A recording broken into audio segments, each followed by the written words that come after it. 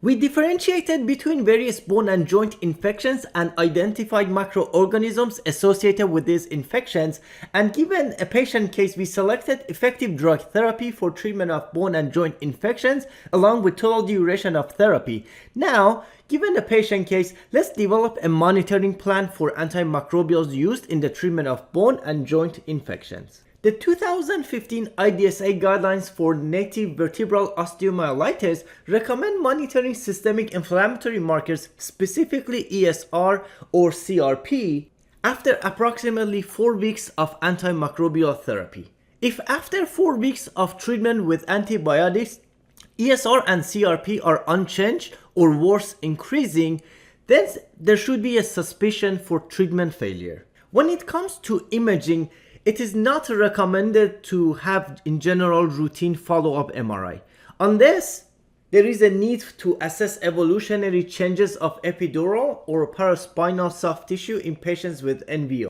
or in patients who have poor clinical response to antimicrobial therapy. Here's a list of IV antibiotics that are used outpatient for the treatment of bone and joint infection. Rifampin is also available as oral, so it is often used orally for the treatment of bone and joint infection. Keep in mind that according to the 2018 IDSA guidelines for OPAT or outpatient parenteral antimicrobial therapy, it is recommended to check CBC and so complete blood count and basic metabolic panel weekly for outpatient monitoring for all of these agents. For some of these agents that are more likely to assault the liver, liver chemistries are also recommended to be monitored weekly. And of course, nafcillin, ceftriaxone, and rifampin are not renally adjusted.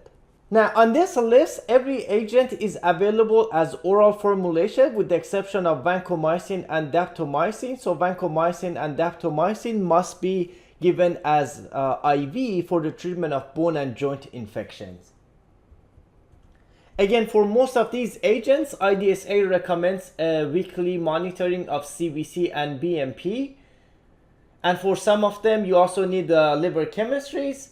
And for vancomycin, it is also recommended to check a weekly vancomycin trough.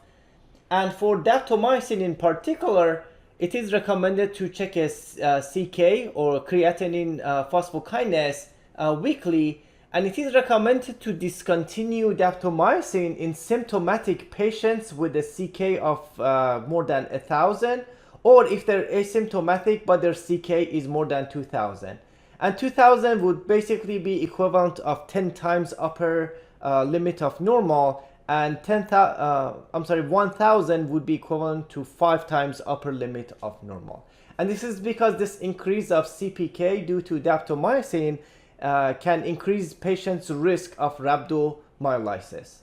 So these symptoms would basically be muscle ache and other symptoms of rhabdomyolysis. Now, in particular, moxifloxacin and doxycycline as well as linezolid do not need to be renally adjusted. Now, what exactly is outpatient antimicrobial therapy or OPAT?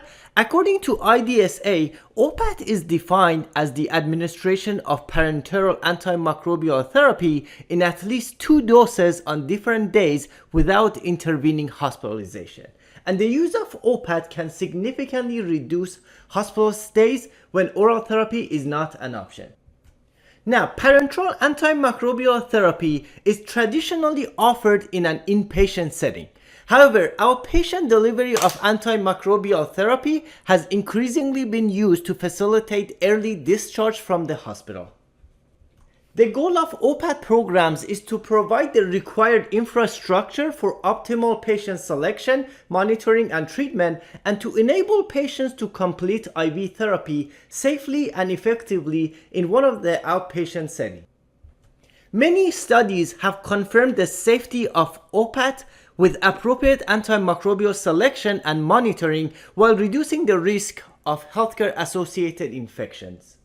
Patients with recent histories of injectable drug use are generally not considered candidates for OPAT because they may use vascular access devices to inject drugs. For these patients, we may consider long-acting antibiotics such as dalbavancin, which can be injected once weekly, eliminating the need for vascular access devices in these patients. IDSA guidelines make no recommendation whether people who inject drugs may be treated with OPAT at home. Decisions should be made on a case-by-case basis. For patients who qualify for OPAT, OPAT can significantly increase quality of life, allowing them to participate in most normal daily activities while completing treatment. Patient education is crucial. Because extended treatment duration is common, patients need to understand the importance of adherence to the selected treatment and monitoring plan, as well as the associated toxicities they should report to the healthcare team. This concludes this presentation.